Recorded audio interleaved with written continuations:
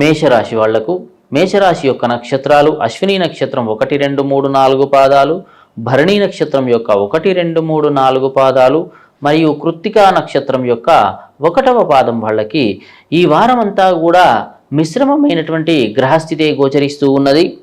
వ్యయస్థానంలో ఎక్కువ గ్రహాల అనుకూలతల వల్ల అంత అనుకూలమైనటువంటి పరిస్థితులు అనేవి ఈ వారం మీకు కనిపించడం లేదు. ఎక్కువగా మీకు ధన వ్యయం అనేది వ్యయస్థానంలో అధికమైనటువంటి గ్రహాలు ఉండడం వల్ల ధన వ్యయం అనేది అనవసరమైనటువంటి ఖర్చులకు మేషరాశి వాళ్ళు ఎక్కువగా వినియోగించుకునే అవసరాలు కనిపిస్తూ ఉన్నాయి. ఈ వారమంతా కూడా ఆరోగ్యపరంగా కానీ ఆర్థిక పరంగా కానీ కొంత అనవసరమైనటువంటి ఖర్చులు అనేది వచ్చే అవకాశాలు కనిపిస్తూ ఉన్నాయి.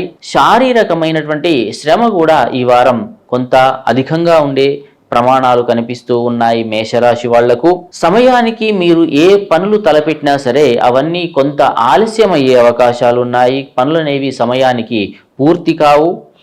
ఉద్యోగపరమైనటువంటి విషయాలలో కొంత అనుకూలమైనటువంటి పరిస్థితులు కనిపించినా సరే పై అధికారుల వల్ల కొంత మాట పట్టింపులనేవి కూడా పెరిగే అవకాశం మేషరాశి వాళ్ళకు గోచరిస్తూ ఉన్నది.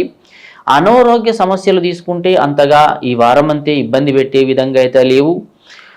ఖర్చు మాత్రం అధికంగా ఉంటుంది. అది ధనం సమయానికి అందుతుంది, కానీ ఆ ధనం అనేది అనవసరమైనటువంటి ఖర్చులకే ఎక్కువగా మీరు పెట్టే అవకాశాలు కనిపిస్తూ ఉన్నాయి. కుటుంబ పరంగా కొంత కుటుంబ సభ్యుల విషయాలలో కొంత అనుకూలతలు అనేవి పెరుగుతున్నాయి ఈ వారంలో మేషరాశి వాళ్లకు. విద్యార్థులకు కానీ లేదా విదేశీ యానాలు చేయాలనుకున్న వాళ్ళకు కూడా చాలా గ్రహగతులు అనేవి చాలా అనుకూలంగా ఉన్నాయి. మీరు ప్రయత్నం చేయండి. ఈ వారం మీకు సానుకూలమైనటువంటి పరిస్థితులు మీకు గోచరిస్తూ ఉన్నాయి.